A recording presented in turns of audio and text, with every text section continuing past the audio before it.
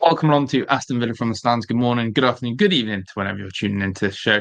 Hope you're well. And we're back for a live show, a bit of a talk. We haven't done one of these for a while, so it's good to be back on your screens. And I think that there's quite a few things to talk about. Still, yesterday, Aston Villa's Europa League defeat to go-ahead Eagles is something that cannot just simply be brushed over as it's one of them, but it doesn't really matter to the overall picture. I still think there's some things that worried me yesterday, and that needs to be addressed. But also, got to talk ahead of Manchester City this Sunday at Villa Park. A massive chance to go again and take a big 3 points off one of the bigger sides in the Premier League this season. Something that Villa, on their day, are capable of. And Pep Guardiola certainly is hyping up this Aston Villa team and Unai Emery as well. Lots to talk about in this show, so make sure you have smashed that like button, subscribe to the channel, and get involved in all of the comments. But hope everyone's good, hope everyone is well. Look, let's get straight into the crux and crunch of everything. Yesterday, that go-ahead Eagles game, it's been over 24 hours now, and my feelings haven't changed. I did a match reaction, and again, usually when you do a match reaction straight after the final whistle, they can be raw, they can be passionate. Sometimes you can be way off the tone and where you are with them. Sometimes you can literally, probably, sometimes in my case, be overcritical. But actually, the more I've looked again at this game, I'm annoyed at it.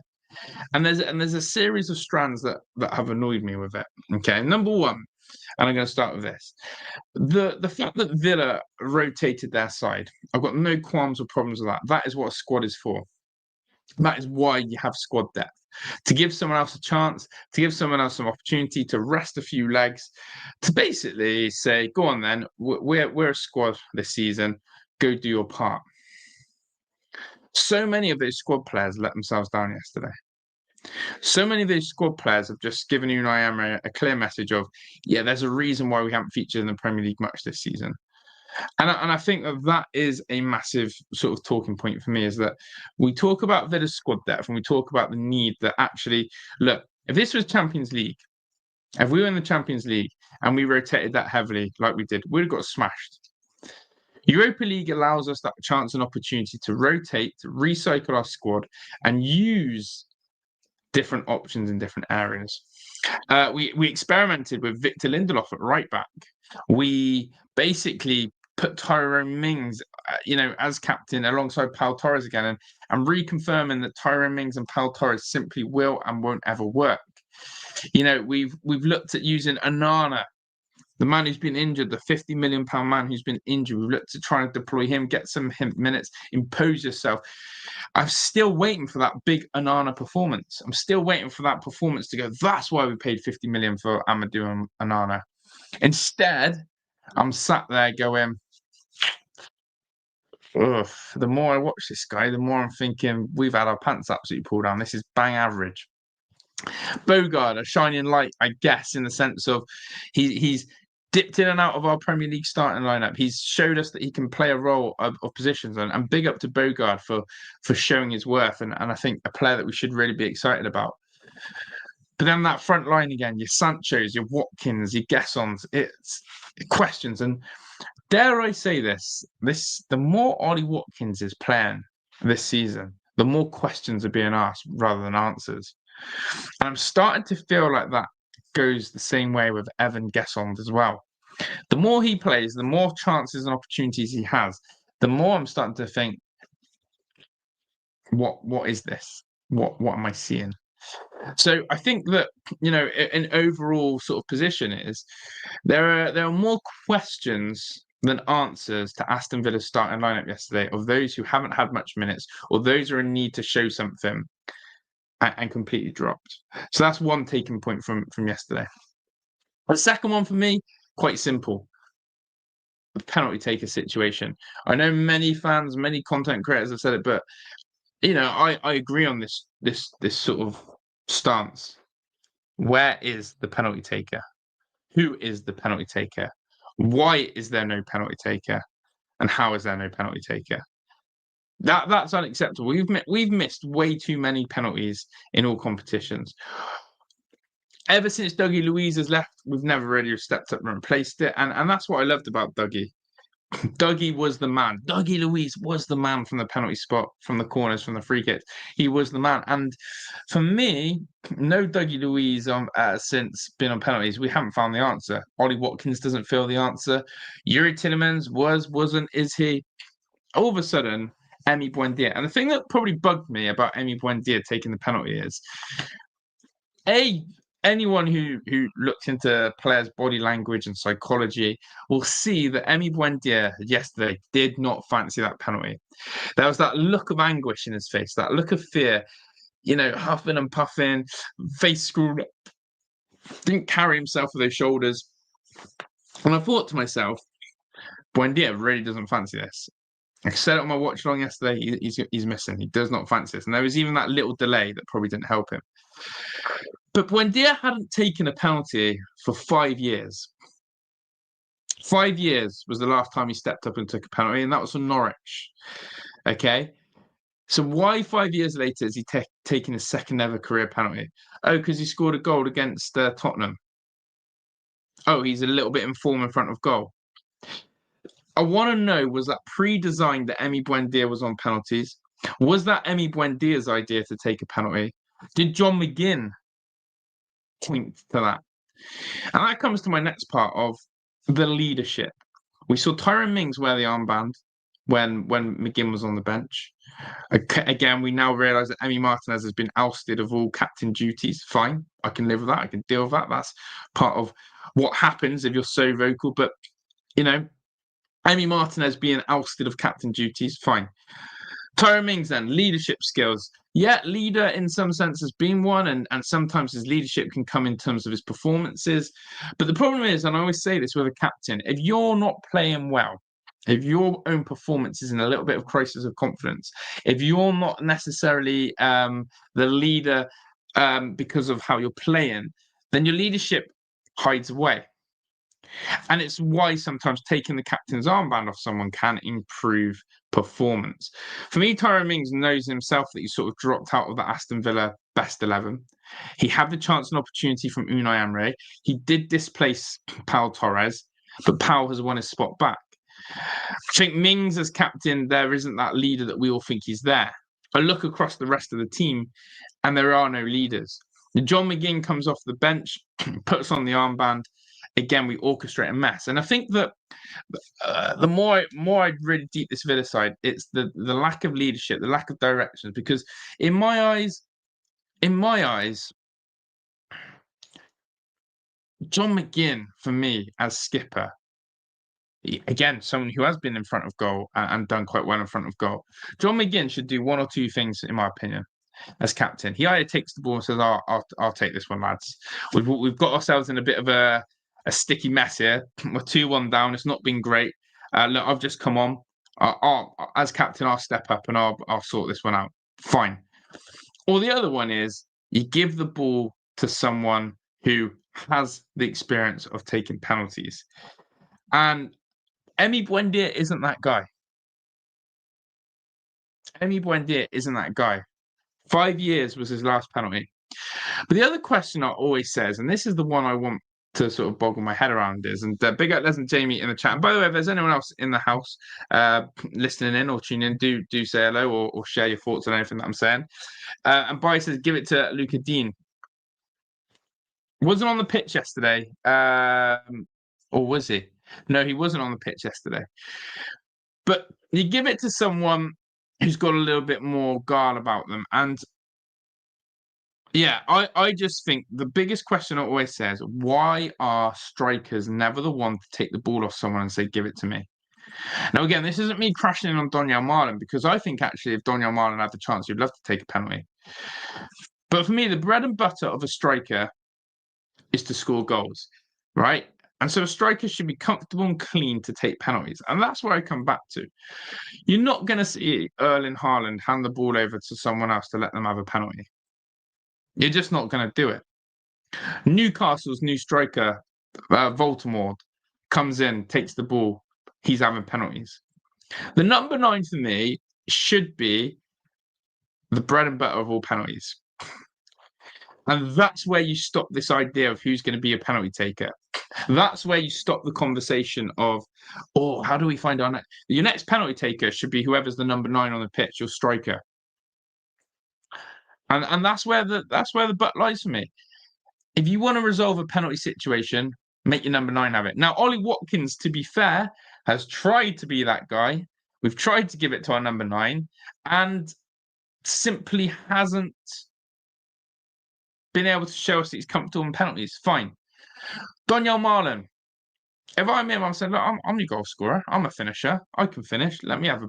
I'm sure Donyell Marlon can finish from 12 yards out. So, yeah, I think that leadership is still a massive question for me in terms of Aston Villa players. We lack a leader on the pitch. John McGinn, I think, leads by example in his performances. But in terms of, and I think he has grown a little bit more as captain. I've seen him in and around the referee a little bit more this season. But I think the big thing for me is the leadership role or lack of leaders is very apparent to me. Tyrone Mings can't come in and be that leader he wants to be because his on-field performances are crap. McGinn has a bit more chest about him this season because he's actually performing to the level. So that's annoying me. So if you want the solution and people go, how do you find your penalty taker? Why haven't we found? The answer is it should be a number 9 on the pitch, your striker. And there are other clubs out there who will do the same. Arsenal. What did they do to get Kai Havertz a bit of confidence in front of goal?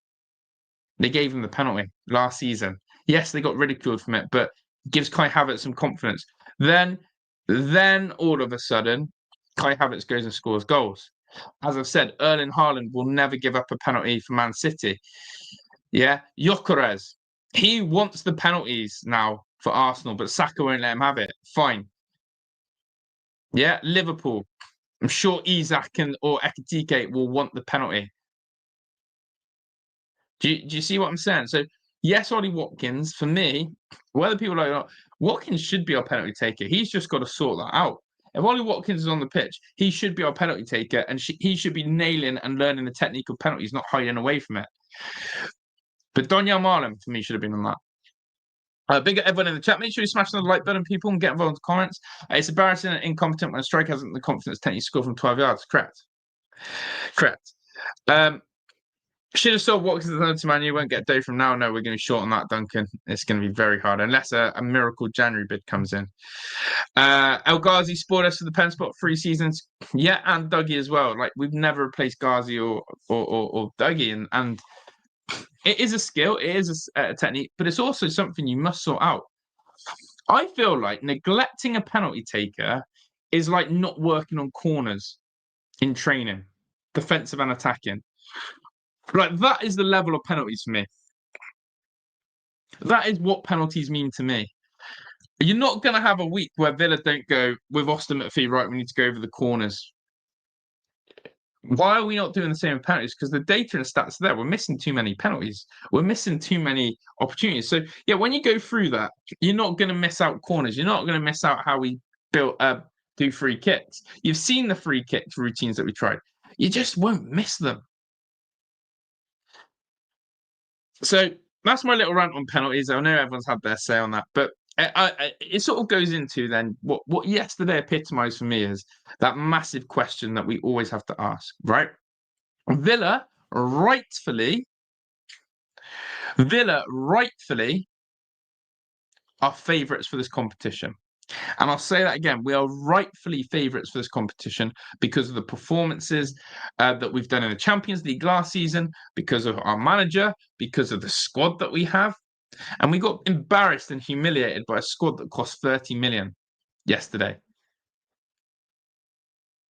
The Amadou Onana costs more than that whole squad. So we rightfully, and I'm glad, I like it. I absolutely like it. Big up everyone in the chat as well.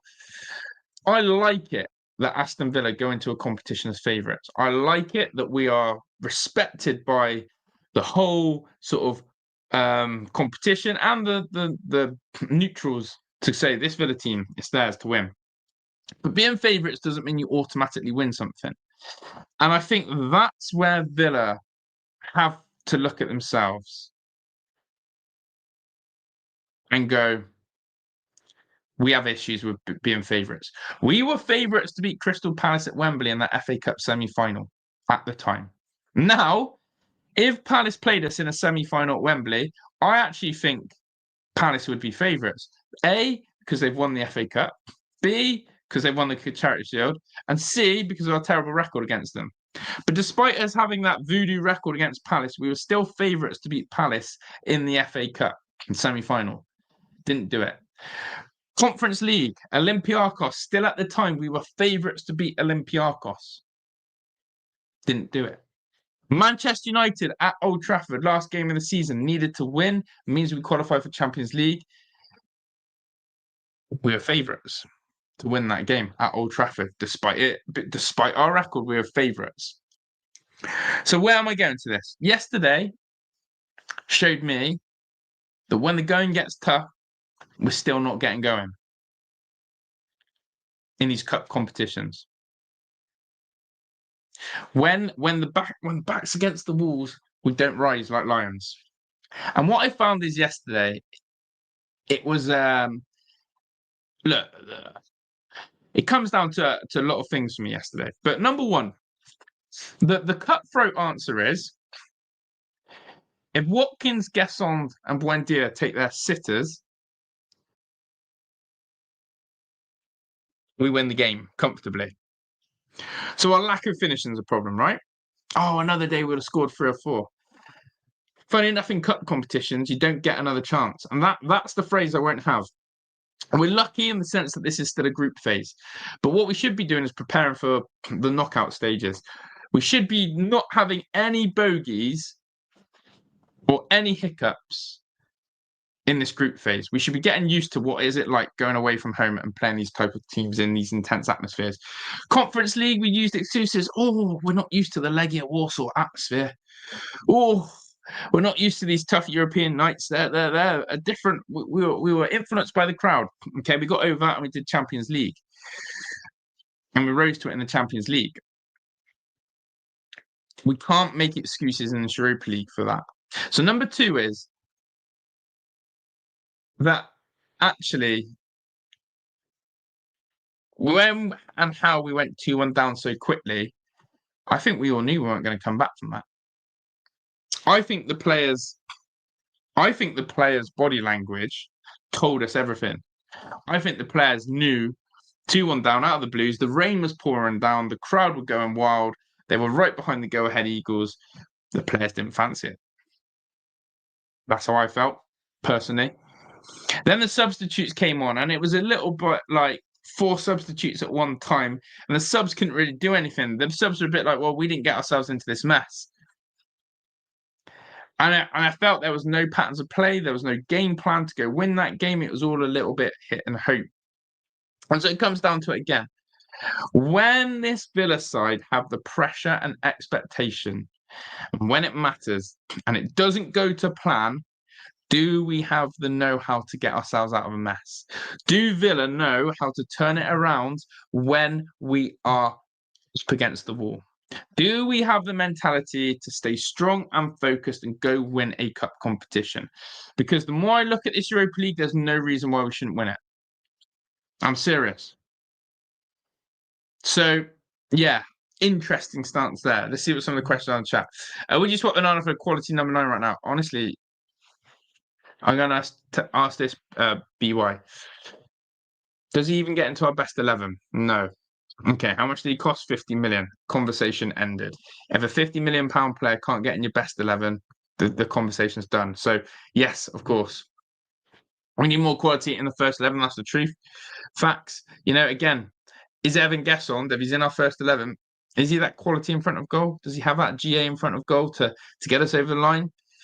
Questionable. Can't beat any team than names or Eagles. Yeah, we've got to stay away from that. Our Jan sign is only short against season. Hopefully, we'll need another Senso Rashford rejuvenation, won't we? Obviously, it won't be those two, but yeah, definitely. Yeah, that is that question of why did Brandir take the pen? But I don't think he was at the game. Yeah, he's got a broken leg or something. Got to say, Emery has form for this. He kind of disrespects certain teams, make too many changes, and we pay the price. And that's the thing, right, Kevin? And I'll be honest, I've got no qualms, absolutely no qualms with the side that he put out. I looked at Go Ahead Eagles. I looked at their position and thought 12th in the Eredivisie. I looked at the fact that ultimately the 11 he put out, Sancho, Buendia, Gesson, Watkins, the back four, all solid players. Yeah, and even at Lindelof at right back, I thought, do you know what? It rests Cash and Konsa. Lindelof's experienced enough.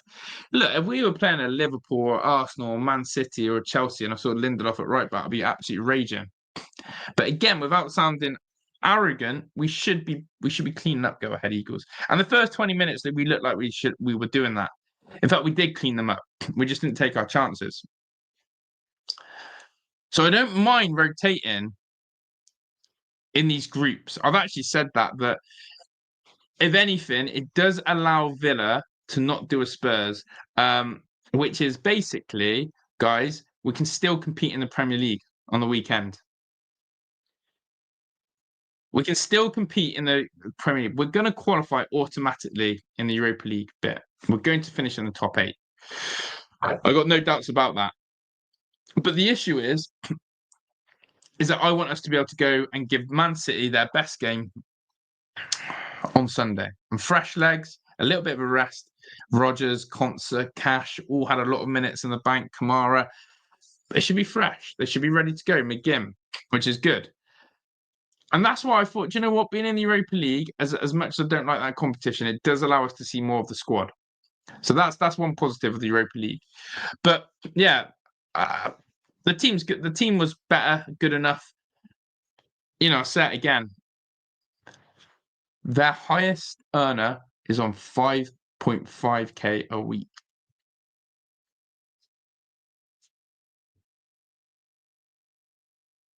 Bogart's our lowest earner, and he's on like 8 to 10k a week. The golfing quality is just inexcusable. So there we go. But yeah, Cash did help us going forward 100%. There was all talk to be a CM. Yeah, it's true. For Lindelof to stand a chance of Man City, Watkins needs drop in. I don't think Pep will like playing against Ollie Watkins. Because of how he can run his back line around. But yeah, in terms of chances and finishing, Watkins is a mile off it compared to what Haaland's going to show you. And he's the threat, isn't he? So, yeah. So, look, if Villa put up a half-decent performance against City and we compete, and in fact, I shouldn't say half-decent, if we actually get something against City, then you can go, do you know what? Let's say Morgan Rodgers as a blinder against City. You go, do you know what? That's a good idea that you rested him against Go Ahead Eagles. But I'll still go back to it. Villa's mentality in these cups, not the league necessarily, but the cups, is something that still worries me. There's no reason why we shouldn't be winning this competition. We have the manager, we have the squad, we have, the respect of the competition as well. And that's why it probably annoyed me. That Go Ahead Eagles result has probably just alerted the rest of the league in the Europa League to go, hey, Villa aren't as good as you think. Tel Aviv, when they play us, they'll be licking their lips going, hold on, hold on. Villa aren't as good as they think they are. They lost to Go Ahead Eagles. So that's the only thing. It sent that. So Watkins probably scoring something. That's all for you. Yeah, true. If you get relegated, we'll shave it bold. We ain't getting relegated, luckily, because West Ham are in the league and they're crap. So yeah, we'll be all right. There's 2 other worst teams. We should be winning it. I know we won't, but we should be winning it. But Kev, the only team who will stop Aston Villa winning the Europa League is ourselves. Let that one sink in what I just said. The only team who will stop Aston Villa winning it is Aston Villa. Because if these players become a bottle job, spineless, blah blah blah, then yeah, it's all of that, isn't it? It's all of that. So we'll see. But right.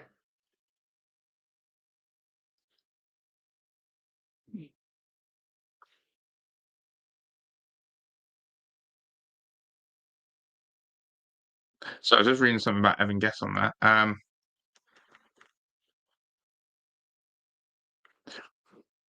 But no, that's wrong. Right. Where was the thing I want to show you about Pep Guardiola's quotes?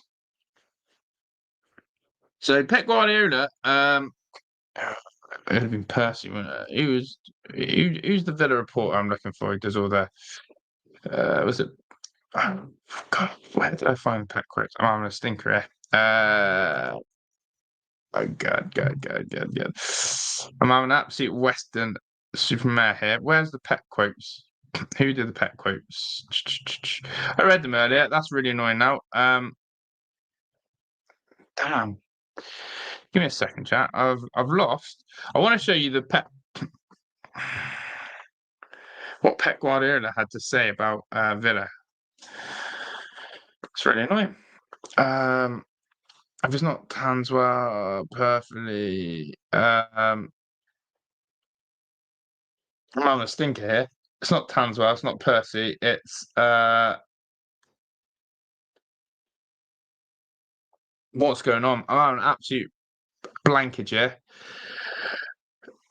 Who's the other Villa reporter for the Athletic? Oh God.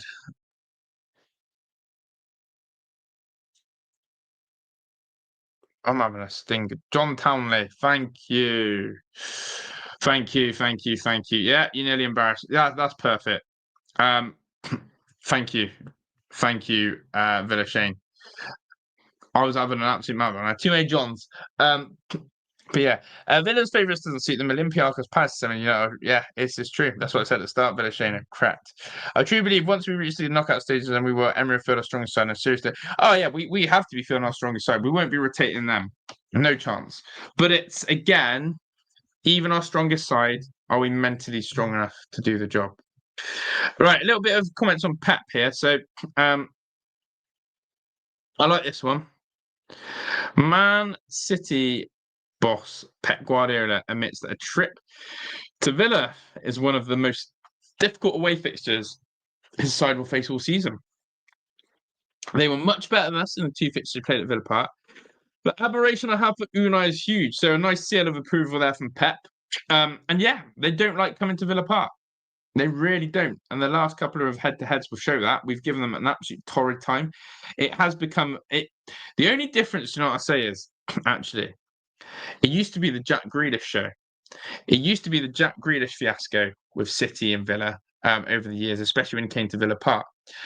I think the difference is now, because Grealish isn't there, I do think it does set up this Man City tie a little bit different. I don't know if anyone else agrees in the chat, but I do see it as something a little bit different, a little bit, yeah.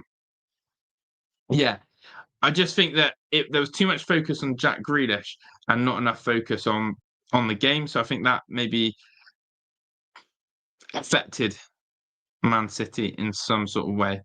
But no, it's this point here that I love. It says Pep Guardiola said this about Villa. Defensively, they're really good. Set pieces also. With their keeper, it's difficult to control the pressing. They bring a lot of players in the middle. They break the lines. And when that happens, they are so quick. A really complete team. So what Pep's saying is that his Man City side aren't confident about pressing us. He rates Emi Martinez's distribution. He thinks that he's brilliant at distributing the ball. And basically, he thinks we're very good on the transition, which I quite like, which is true when we click. So will Villa use their pace that they've got? And Donyell Marlon, for me, coming to the number 9 situation, would be that answer about breaking the press and the transition in that sense. So there is that one about Pep. But I think obviously Morgan Rogers, is going to be another ball carrier that we need, and we're going to need those ball carriers. So I don't see Emi Buendia starting, but I'll give you a rogue one. Maybe Jadon Sancho as a ball carrier might be an answer. Might. I'm not saying it is, but the more I'm thinking about this City team, I think that's what we need. Players who are going to carry the ball up the pitch. And I think Sancho did that very well against Go Ahead Eagles in the first half. Yes, his end product was off.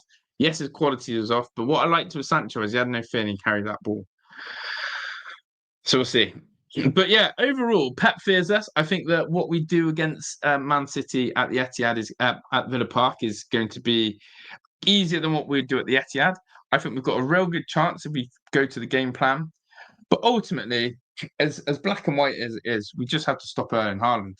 I think that is very easy to say, but not easy to do. Stop Erling Haaland, and I think Villa walk away with a tidy result on Sunday. But yeah, that's all I've got to say really on the matter. I hope Villa do put in a much better performance, one like we did against Spurs, to be honest. That's the sort of Villa I want to see. But yeah, I'm going to wrap up my show tonight. It's just a quick half an hour Friday blitz because I haven't done a live show. But yeah, I just thought that yesterday really did piss me off. Really isn't acceptable. Has also told the competition that we still can have a banana skin in us and anyone can beat us. Whereas if you go in the groups and you win all your games, I think Luke from Up the Villa said this. If you go unbeaten in all your games in the Europa League in the groups, you send a very good message out. A very good message out. So yeah, we've messed that one up massively. Got to sort the penalty issue out. Got to sort the players' mentality out. And the best way to do that is go beat Man City at Villa Park, which we're capable of doing. So yeah, thanks to everyone who's got involved in the live chat tonight. Kevin contradicts himself a lot. Absolutely love that own goal from Kevin there. But yeah, thanks to everyone who's tuned in. Make sure you do drop a like on the way out. Make sure you subscribe. And if you are watching on replay, then hope you enjoyed it. But yeah, game day. I'll see you on game day Sunday. We'll be having the build up as always, and then the watch along will be conducted. So can't wait for that. People, enjoy the rest of your Friday. I'm out of it. Up to Les and Jamie. Les, I'll see you tomorrow for the game as well. And yeah, we're out of here. Ta-da.